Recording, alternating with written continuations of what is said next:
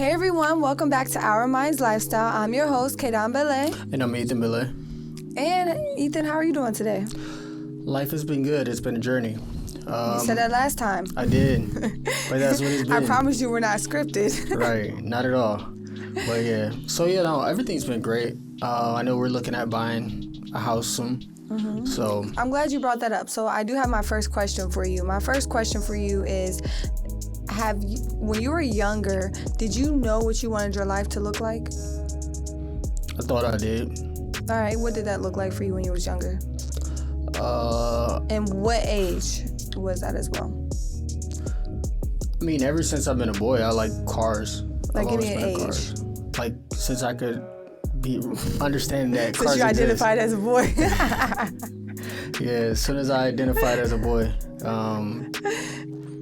I wanted to have vehicles, collect vehicles. So right now I'm currently setting my life up.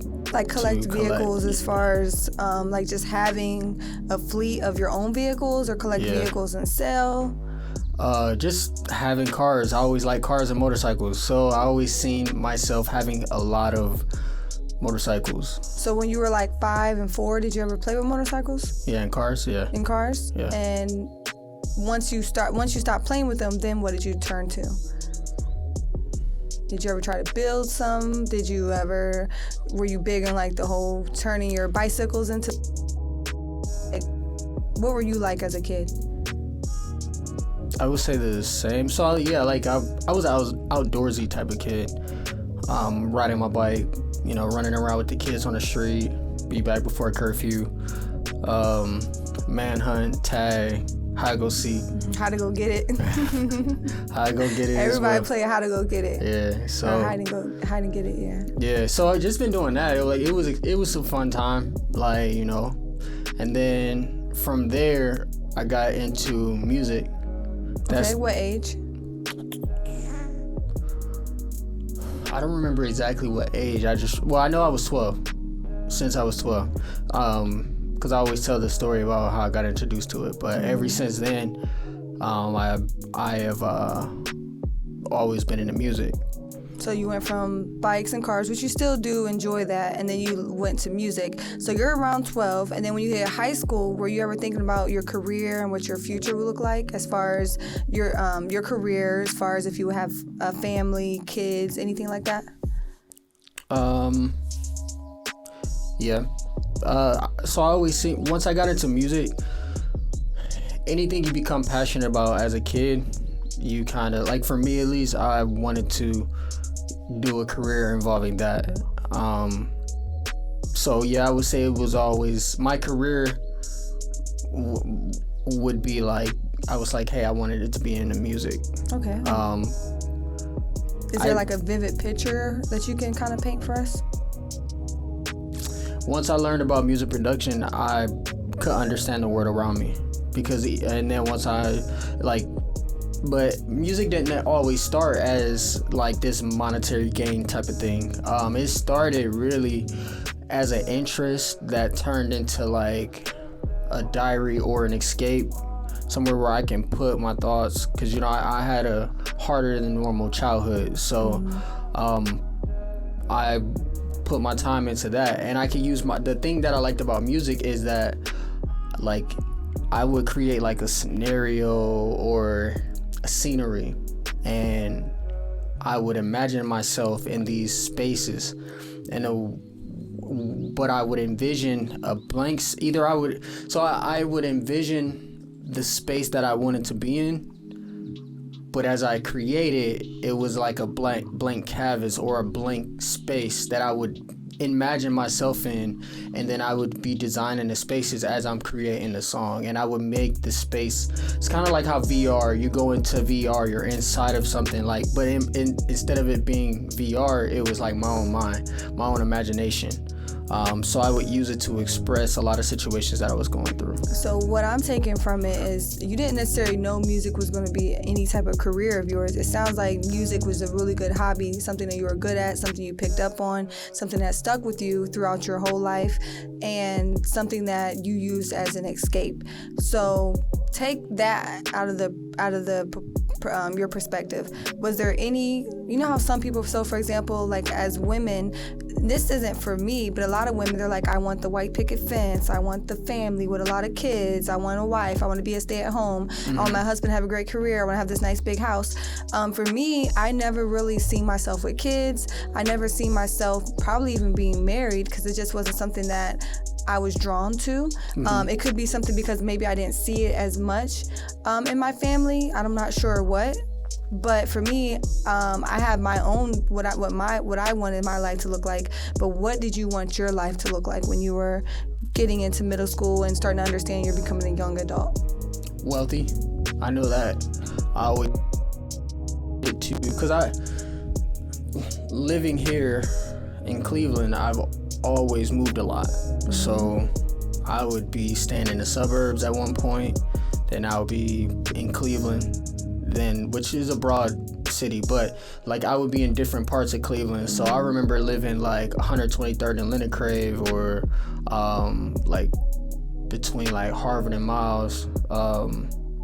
I can relate. I lived in Cleveland for 3 years, and I've traveled to 8 cities, or I lived in 8 cities in 3 years. That's a lot. Right. And so then I lived in Bedford, Garfield. You can name them all. Right. But you're still not answering my question. So my question is, I know you said you want to be wealthy, but it sounds like you really didn't put too much thought into what your life would look like, based off of what I'm taking from you. I imagine what it would look like, but as a kid, I was never taught to like design the life you want. Yeah. Okay, so then now we're getting somewhere. So you were never taught that. So we met at 19. So up into us, I know you talked about going to school in Florida. Like that was one of your dreams, of going to school for the engineering and everything. But outside of that, was family ever on your mind? Did you ever want a lot of kids? Like, what do you remember? As a kid, I did value like weddings. Like I always wanted to like have a nice big wedding. I wanted my wife to be fire. Like I knew that. That's it. Yeah, like that's as much thought I gave into relationships. I feel you. And it's probably like that for a lot of men, maybe too. Kids, I was always focused on not having kids because I was always worried that I would have a kid at a young age. So. And you didn't. Right, because I just, and no shade to anybody who does, like my mother had me young, so, but I seen so many people have children before they were ready, like a lot of people, and I could see the impact that it had on the child growing up. And them. Yeah, and them. So I always made it a mission to not have children before I was ready.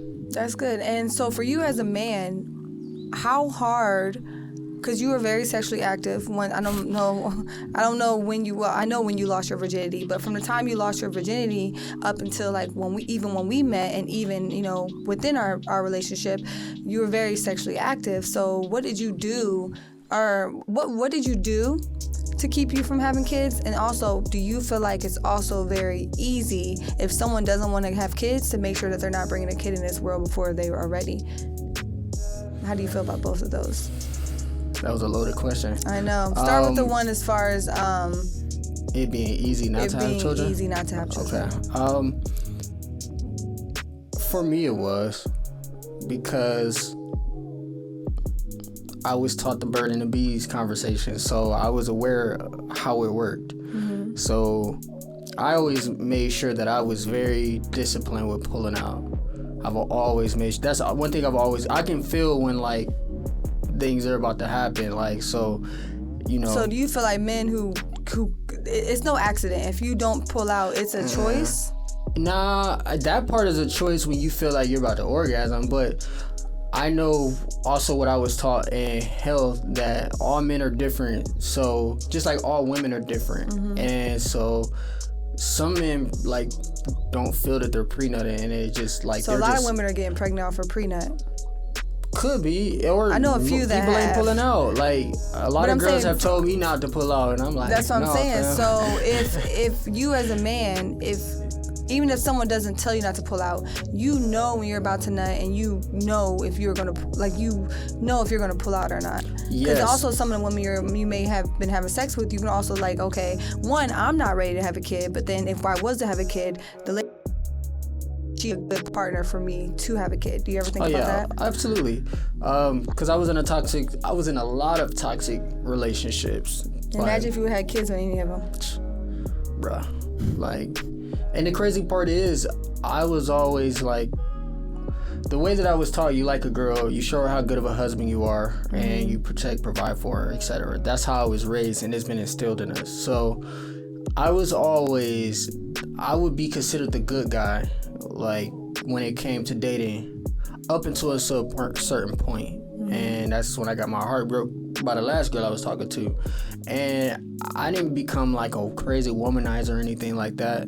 I feel like most of my exes would like be with me in a different lifetime, like they would be with me to this day. Like not even you saying didn't do anything wrong. Yeah, or not even that I didn't do anything wrong. It's just I was never a toxic spouse. Like I wasn't the person that's like beating on you. So if it wasn't for them messing up the relationship, y'all would probably still be together today. Yeah.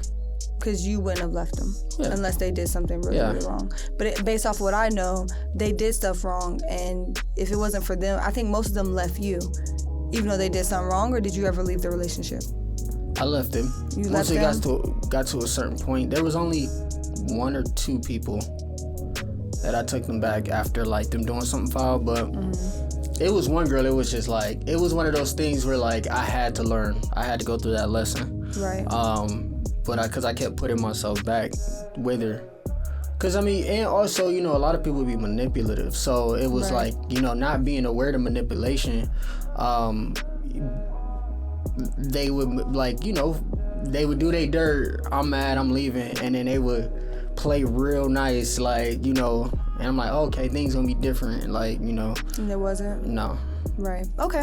And I definitely understand that. I really didn't have a lot of relationships. I definitely had what was the word? Entanglements. But I didn't really have a lot of relationships. I just was never. I was very particular of who I would even have entanglements with. Couldn't get out entanglements with. Yeah. But yeah. So where you are now, with you leading up to being close to 30. Where do you see your future in your 30s? I would say further establishing myself.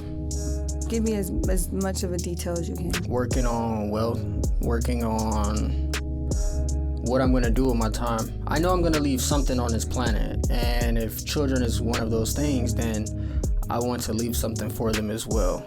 Okay. So have you been thinking about children? Yeah, I would say more now lately, just because I am 29. I'm approaching 30. I know also too because like we're together, and I know you don't want to be pushing out kids at 45, 50. So right, yeah. So exactly. So just taking that into account. Honestly, what about you? I don't really want to have kids past 35. My opinion. It's not. It could be for health reasons, but it's also just because getting older, I don't want to be experiencing a young child when I'm in those ages. I kind of want to be really just traveling the world, maybe even playing a grandma role a little bit where I take the kids here and there, but it fully being their responsibility, because even outside of you being a grandmother, it's not the grandmother's responsibility, and it's not even, like, for example, if we have kids, I'm not just pawning our kids off to the grandparents. You know what I mean? Like, I want to make sure that I have a system in place so they're not just spending time with their grandparents, and that's the only way that me and you are getting like either alone time. Because I know there's a lot of people out there that that is their only way to get alone time when it comes to having kids. And I think it is very important to not lose yourself when you are having kids, because when we got married, the guy, our ordained minister, told us it's God, us, and then our kids. And I still do believe in that as well. So we also have to make sure we're giving ourselves time to still enjoy our relationship, because our life doesn't stop when we decide to have kids. But yes, because we are getting up in our 30s, I do want to start having kids, which even sounds weird for me to say that. because I still can't picture myself with a kid. But me, you get compliments all the time that we would be really great parents. So with that, what are, like, I know, for example, I said if I had a boy, one thing that I would teach my son, especially when it comes to dating, is having a jacket in the car. Like, that's one thing I would, like an extra jacket in the car, because when you are dating, women are not, a lot of times they say they're not cold or they're not really prepared for certain things when it comes to food and all of that. Like, just teaching him that extra responsibility, I think, is going to go a long way for him. It's not a responsibility. No, not a resposibility, but just something that's like a gesture. Yeah. A nice gesture. You want to teach your son how to have game and charismatic. Yeah. Those are things that he's going to learn based off of how I treat you. Exactly. So that's not, I mean, you could tell him that advice, like, yeah, that's just like one little nugget I would throw at him. Like, hey, that's cool. Like, these are things I'm thinking about. I'm like, I'm going to throw that nugget at him.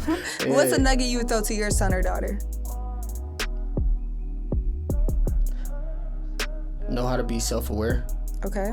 And know when to walk away. And that you can only control what you can control. Is there a way that you feel like you can teach that, or is that just a conversation you'll have? It'll be conversations, but it's also my actions that teaches him that. And that's probably why I've waited so long to have children, because I understand that. Like, I can see when my brothers are with their sons, they're like twins. Like, the personality traits, like, even down to the way that they laugh, or, you know, like some of my cousins and their daughters, like, or just the relationship, the level of trust that children have. And it's so I understood that. And I've always been the youngest, so with me being the youngest, I could see a lot of other people having children, and I can see the ones who instilled values and who may not have been the best parents, or they may have been great parents, but they were in the wrong environment.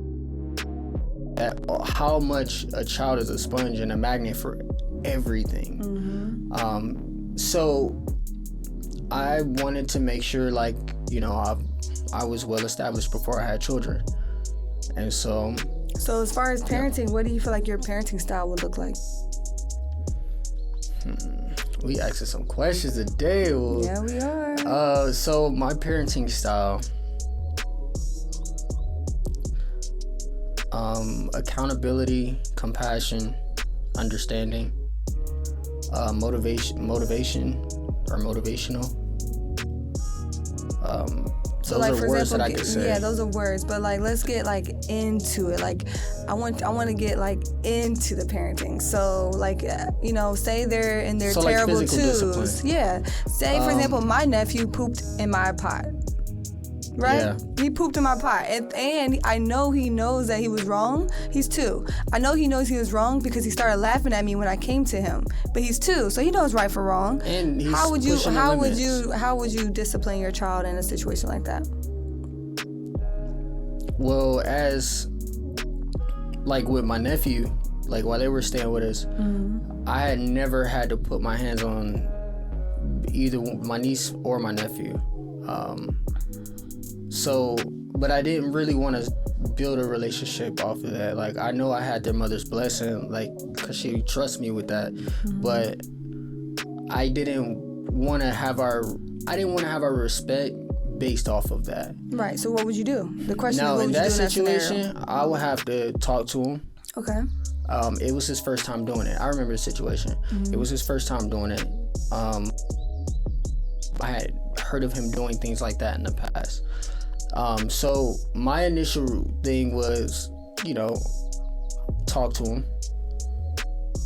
He's gonna be in a punishment because he hates standing in a corner. He can't stand it.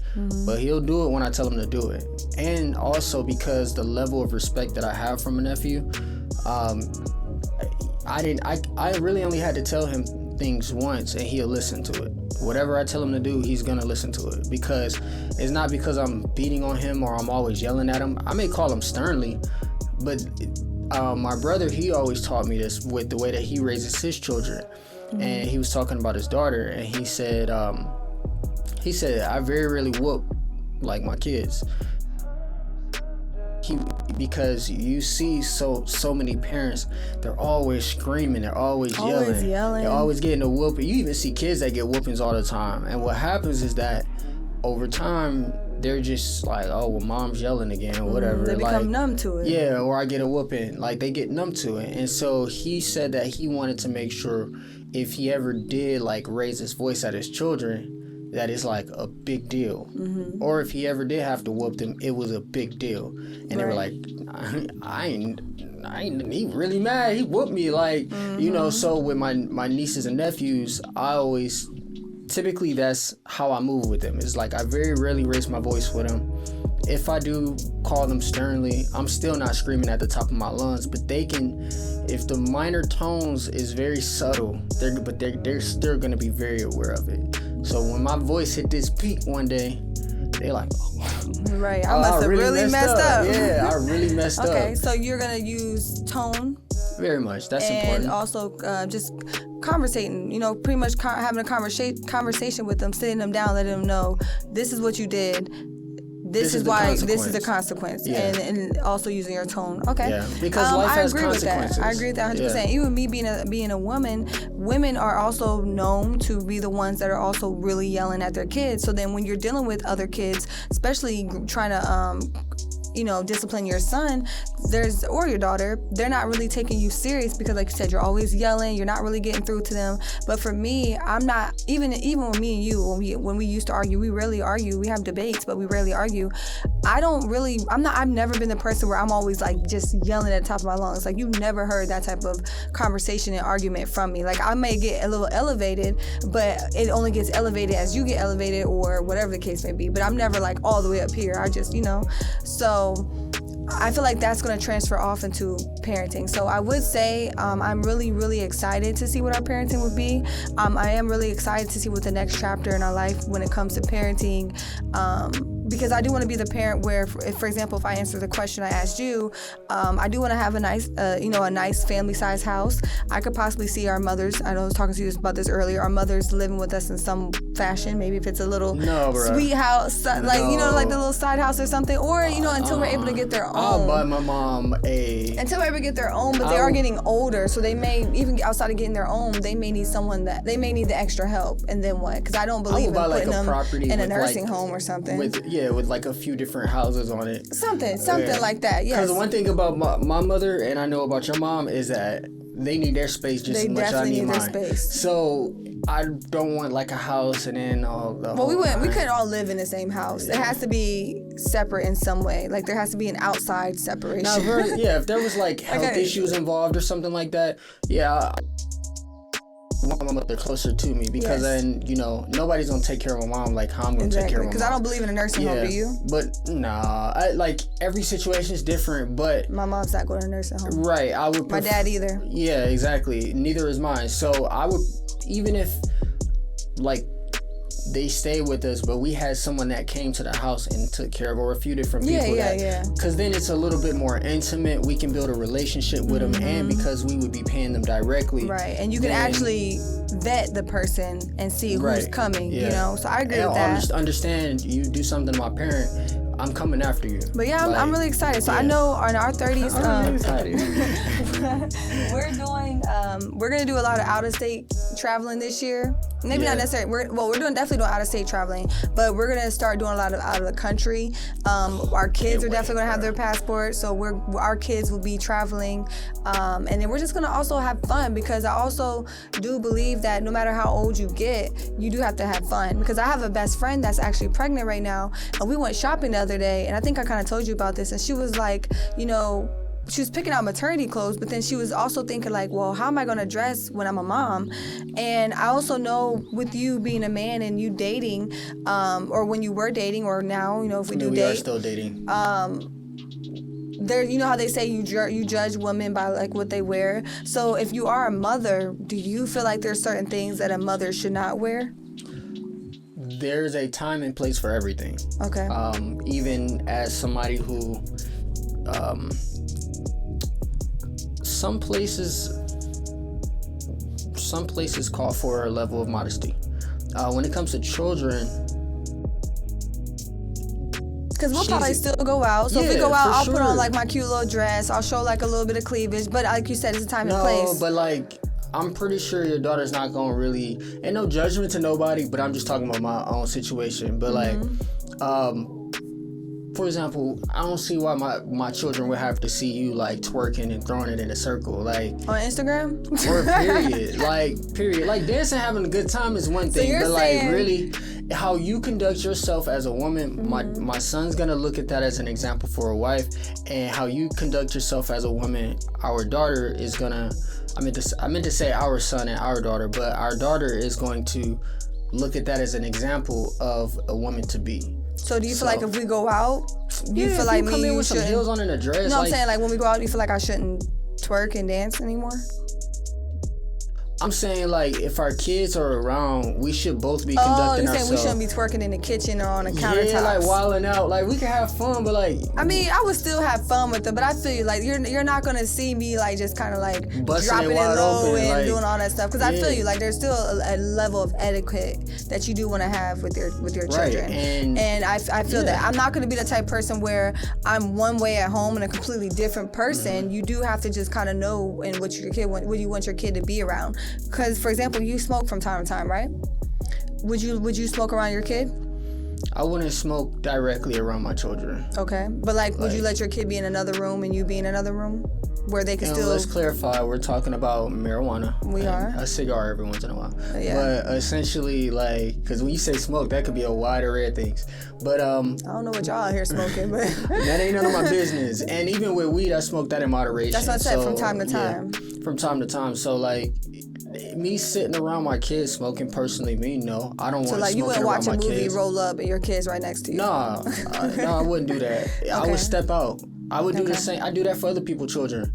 Unless I see them smoking in front of their kids. Like, if they're smoking in front of their kids, and, like, you know, and they're having a company over, and I'm there as company, like, I'm not going to be weird about it. Like, bro, don't smoke in front of your kid. That's not my business. But for my children... I'll go outside if it's that deep. Like, so my question for you: would you drink in front of your kids? I wouldn't be getting sloppy drunk, but sipping some wine or making you a Crown and Coke. Yeah, I'm gonna conduct myself less of a buzz around my kids than I would if my kids weren't around. Okay, so the reason I asked is because with this. Why? Like, even though there's not too many health issues that come with weed, that's still secondhand smoke. It's really serious. So we don't smoke cigarettes or anything like that or black mouths. But if we were to do any type of smoking, I feel like the biggest harm doing it around the kid is the smoke, not necessarily what you're doing. Or would you disagree? I would disagree because they're gonna and there are also gonna be examples in their life, and things are gonna be introduced to them. So there's valuable lessons. We can't teach our kid every lesson in the book, but we can do our best. And if my kid grew up, I would let them know, about things. I'm not going to shelter my kid per se, but because they have to understand some of the things that are out there in the world. That way, when they come across it, it's not new to them. Yeah, and they into the world, but if they are aware of some of the things that go on in the world and the effects that things can have on you, and understand that as long as you say no, you'll never have to worry about being addicted to it. As long as, like, I've had wild things introduced to me and I'm like, no, like, I'm good. Drugs, one of them. Like, I'm not worried about, excuse me. Oh my gosh. It's the drink. No, it's not. It has carbonation. I'm so excited. Oh, you're so excited. Okay. Yeah, but I've had wild drugs thrown to me, and I call them wild drugs. Anything outside of weed. So. Right. But I've had wild things I call them wild because I never seen them before. I'm not worried about drugs. I'm not scared of that. I'm afraid that I'm gonna like it too much. You're becoming addicted, and then I'm gonna be stuck. Yeah, like that's one of my worst fears is becoming like an addict or like like a homeless person. Like I've been homeless before, but like an actual like homeless person. And then with you having kids, the last thing you want is to be homeless with your kid, and then you and the kid is in there. I feel that. Or things taking a hold of me. I feel that. So for example, with me, a lot of my first encounters with like weed, and because I don't actually smoke at all, but my first encounter was with my mom. And I tell you a story all the time. I was 8 years old. That's definitely really young, but the way my mom's analogy was like, all right, if you're gonna try something, you see me do it, try it around me first, and then also feel comfortable to come to me.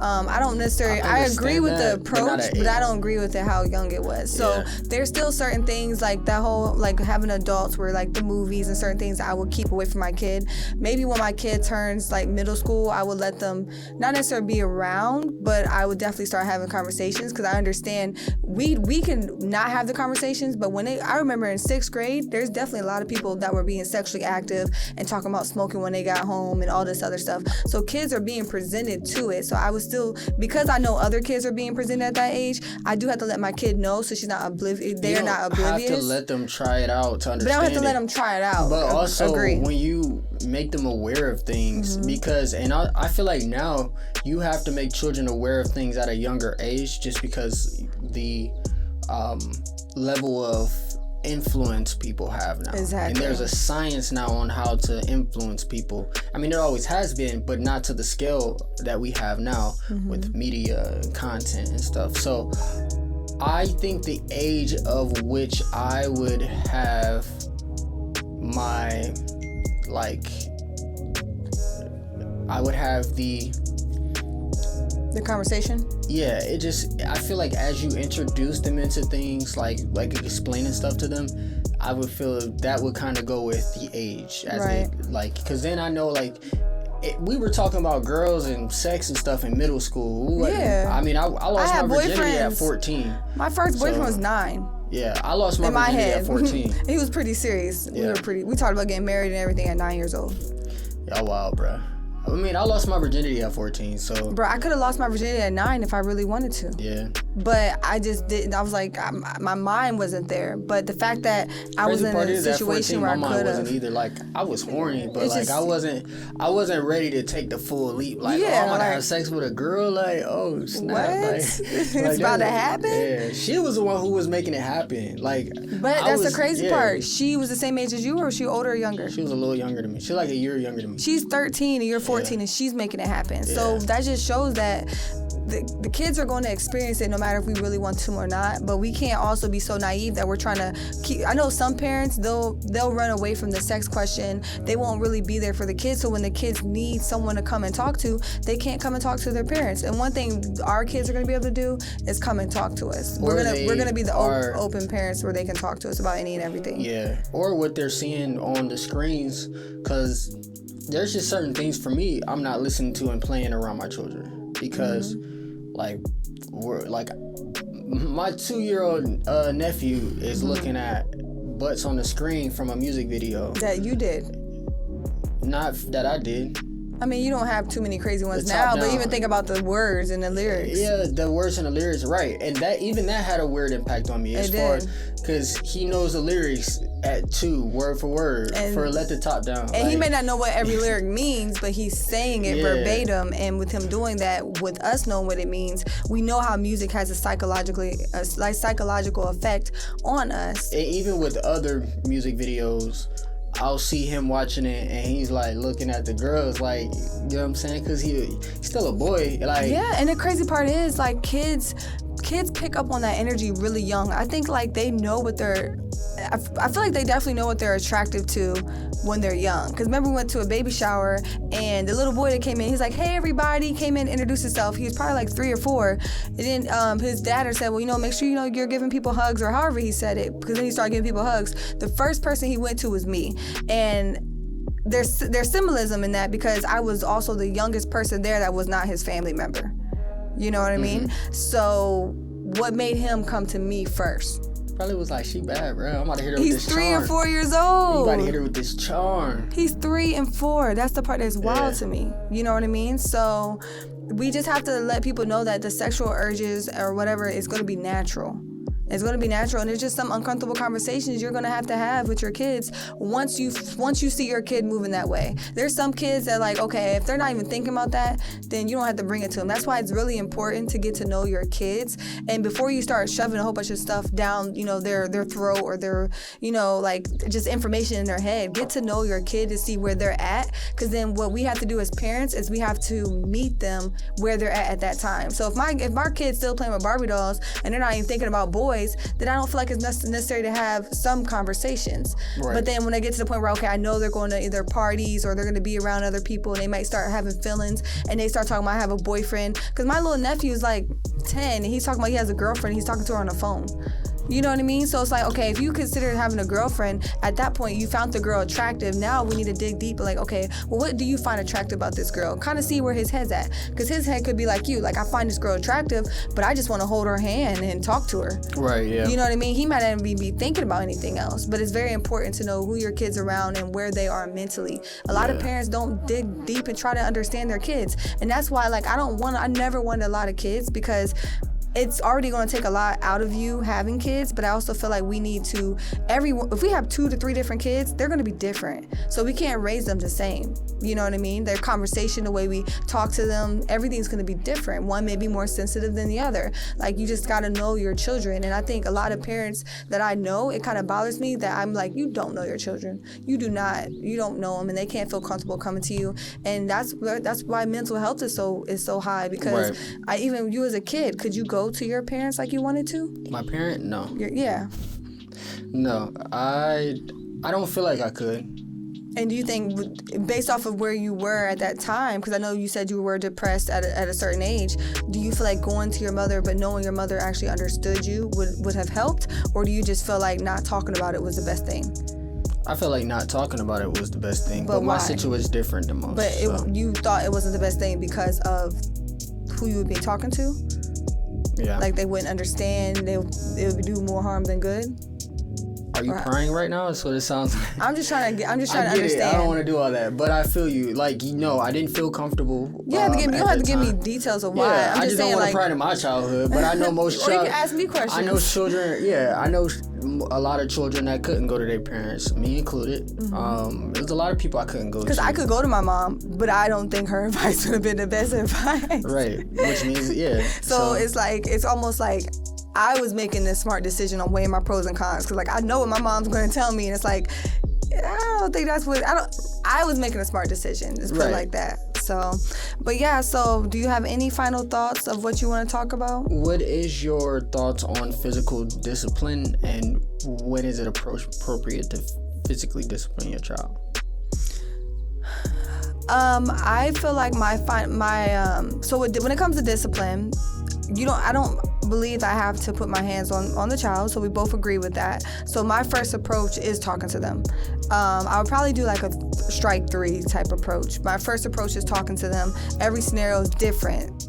If I'm talking about them if I'm having the same conversation, then it has to lead to more of a punishment. And then if we're having the same conversation, at that point I have to do a more extensive. If that could be giving them a whooping, or just doing a more extensive punishment, or doing both or all 3 at that time. It really just depends on the kid and the situation. But my first approach is not yelling and hitting. I agree with that. For me, safety is something that I wouldn't be too lenient with. So if I was to like pop my kid, then, and I mean, I'm not talking about abuse here. I'm not talking about full blown, or slapping in the mouth. Yeah, we ain't doing all of that. But like the type of whoopings I used to get, I would say, like if they're running out in the street, it's like, all right, they get told once, but after that, I'm not having no conversations with you on that. Mm-hmm. Like, so.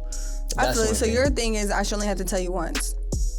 Yeah, and I agree with that too. And the degree of what they're doing. Yeah, like I agree with that as well. If they're just, because there's a difference between being defiant, bad, or disrespectful and being curious. Exactly. And boys, for example, like I do want to be a boy mom, but I also know boys are a handful and they're curious. When you were getting your haircut today, I was just sitting in the car and I was watching these two little boys, and there's an ice cream shop, and the tree that they were playing with is still close to the road. And I know like sometimes like we don't even like, I wouldn't even want my kid playing by the road because it's not even outside of the kid. People just don't drive. People hit trees and do all kinds of stuff. So because it's a main road and there's a tree and there's just a main road there, I wouldn't want my kid by the road. But the parents was ordering the ice cream, or the mother, whoever they were with, and they were like playing with the tree. They were actually playing with each other, like fighting and stuff, like play wrestling and stuff, play fighting. And they were doing that, and then they started playing with the tree branches. But then they started getting closer to like the road. So in that type of situation, what would you have done?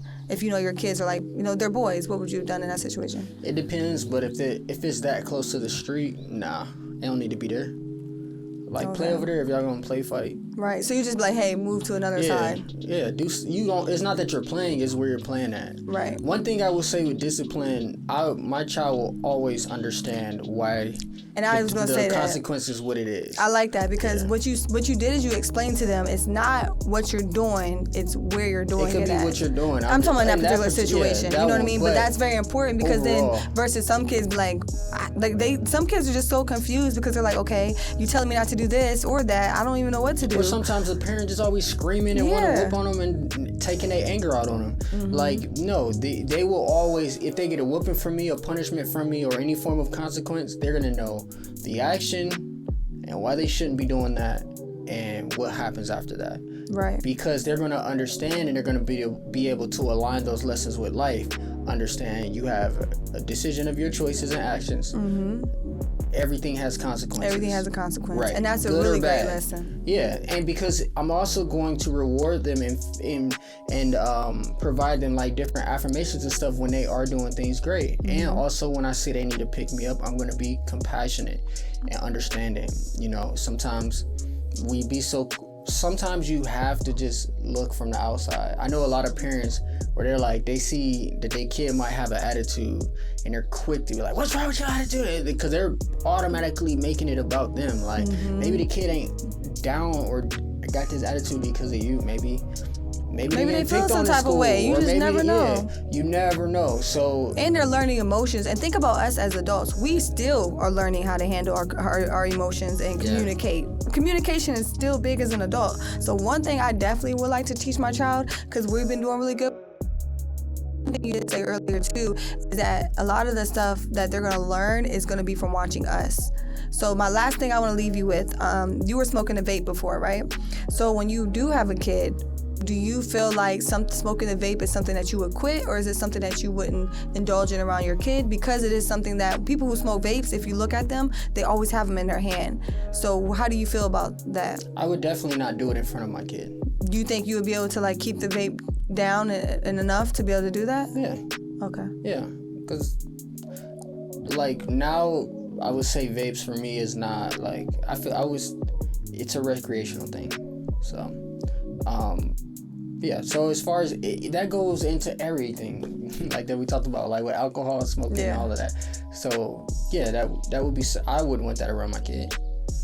Like, but I also gotta be realistic too. Like, if I'm out in public and somebody's vaping, I'm not gonna be like, hey, can you put that away? Like, I'm not gonna be a Carl or Kevin. Yeah, because at the end of the day, if they're vaping, then what you can do is you can excuse yourself. Yeah, if it's something you're not okay with being around, excuse yourself. Mm-hmm. So versus being judgmental, I like that a lot. And I like the questions you ask. That's what I'm saying. I've been trying to get really good at my questions. But what are we talking about on the next episode? So if you guys want to tune in with the next episode, it's not necessarily about parenting. They don't want to, they're going to. Right. But another question I did see on a podcast that we're going to talk about in our next episode is women were talking about men being more valuable the older they get, and women becoming less valuable the older they get. And I kind of want to know your perspective on that, because there's a key word in there that I don't agree with, but I do agree with the context in a sense. So we're going to kind of elaborate on that a little bit. All right, bet. Well, till further next time. Until next time. Go be great. Go be great.